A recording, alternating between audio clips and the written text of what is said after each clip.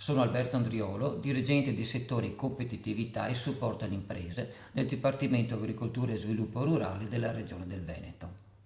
Con la misura 13, più nota come indennità compensativa, è prevista l'erogazione alle aziende ubicate in zone svantaggiate di montagna di un pagamento per ettaro di superficie, al fine di compensare le perdite di reddito e i maggiori costi sostenuti rispetto alle aziende di pianura.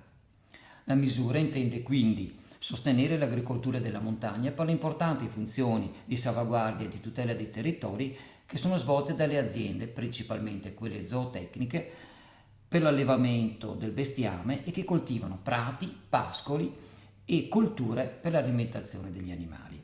La novità di questo periodo di programmazione è data dal sostegno concesso anche alle aziende non zootecniche per la coltivazione di prati, seminativi e colture orticole.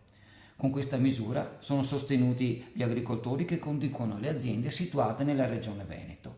L'intervento, con impegno a carattere annuale, non prevede criteri di selezione, per cui saranno finanziate tutte le aziende ritenute ammissibili. Altra importante novità è costituita dal fatto che le superfici ammesse potranno percepire un aiuto che varia da un minimo di 270 ad un massimo di 504 euro per ettaro a seconda della pendenza e dell'altitudine media dell'azienda, con meccanismi di riduzione che prevedono premi medi per ettaro più contenuti all'aumentare della superficie aziendale fino ad un massimo di 200 ettari per azienda. Per le modalità di accesso agli aiuti è necessario fare riferimento ai bandi di finanziamento pubblicati nel bollettino ufficiale della Regione Veneto. Per maggiori informazioni è possibile consultare il portale regionale dell'agricoltura piave.veneto.it o il portale istituzionale della Regione regione.veneto.it.